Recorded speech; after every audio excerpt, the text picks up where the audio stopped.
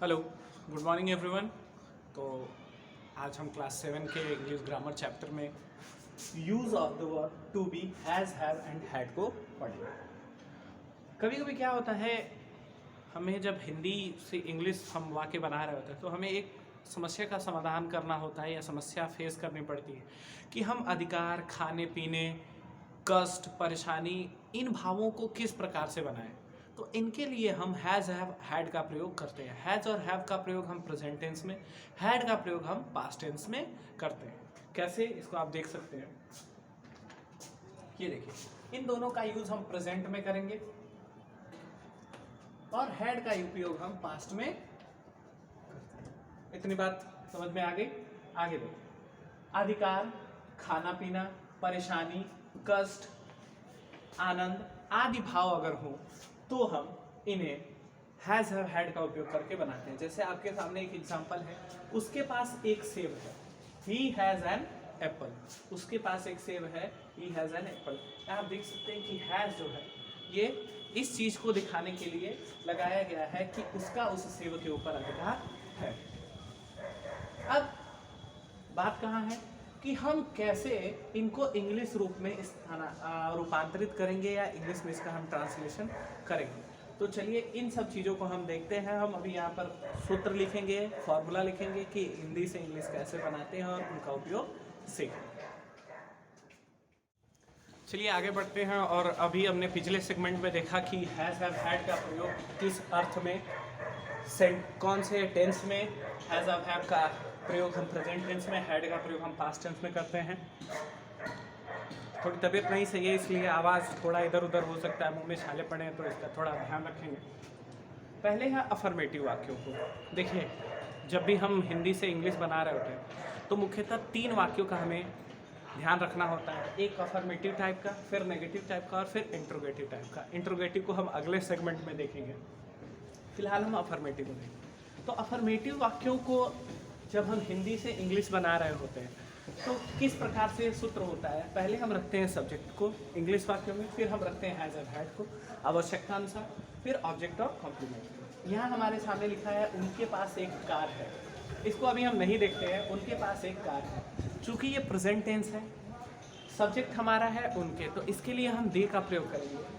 दे के लिए हम इंग्लिश में जानते हैं दे होता है, और चूँकि यह एक प्लूरल क्रिया है और टेंस हमारा प्रेजेंट है, अतः हैज़ और हैव में हम हैव का प्रयोग करेंगे। फिर एक कार, एक, और लास्ट में कार आ जाएगा। इस प्रकार से दे हैव ए कार हमारा सेंटेंस बन के तैयार होगा। फिर आते हैं हम नेगेटिव में। नेगेटिव में हम देखेंगे कि सब्जेक्ट, फिर डू डज डिड है, यहाँ से यहाँ में परिवर्तन है, फिर नॉट, हैव और object of complement. Do does did हम लगाते हैं प्रेजेंट टेंस, पास्ट टेंस को बताने के लिए, और यहाँ हम सिर्फ हैव का ही प्रयोग करते हैं। इतनी बात क्लियर रहे। डू डज डिड में डू और डज का प्रयोग हम प्रेजेंट टेंस में, डिड का हम पास्ट टेंस में करते हैं। ये सभी हम जानते हैं। डू का प्रयोग प्लूरल सब्जेक्ट के साथ, डज का प्रयोग सिंगुलर सब्जेक्ट के साथ, डिड का प्रयोग पास्ट टेंस में, दोनों ही प्रकार के सब्जेक्ट के साथ किया जाता है। अब देखिए लिखा हुआ है उसके पास कॉपी नहीं था। चलिए इसको देख लेते हैं। अब उसका के लिए हमने ही लगाया, पर चूंकि था पास्ट टेंस है तो हम यहाँ डिड का प्रयोग करेंगे। ही डिड, सूत्र के अनुसार नॉट, हैव और कॉपी। इस प्रकार से हम अफर्मेटिव और नेगेटिव सेंटेंसेस का प्रयोग या उपयोग कर सकते हैं। इसको आप लिख लेंगे, समझेंगे, फिर हम आगे देखेंगे इंट्रोगेटिव सेंटेंसेस।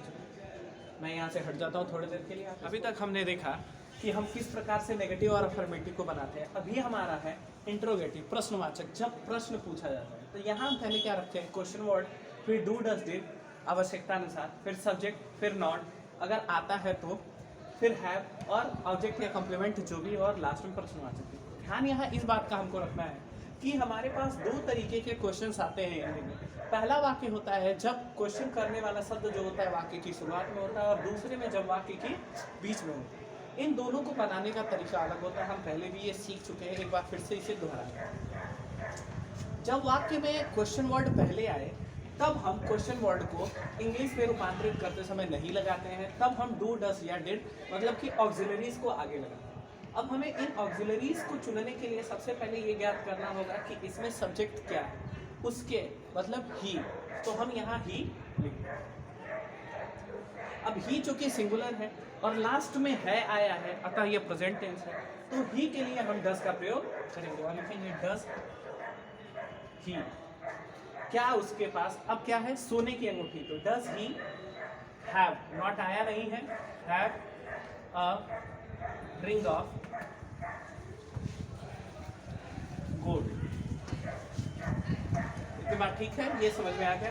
अब आगे देखते हैं, उन्होंने कल पिकनिक कहाँ मनाया। अब यहाँ देखते हैं कि पहले क्या आया था, यहाँ क्वेश्चन वर्ड कहाँ बीच में है, अतः इसको बनाने के लिए हमें अब क्वेश्चन वर्ड को आगे लाना होगा। जब क्वेश्चन वर्ड बीच में हो तो हम क्वेश्चन वर्ड को आगे लाएंगे इंग्लिश वर्ड में। तो यहाँ लिखेंगे कहाँ का होता है वेयर, अब उन्होंने तो दे,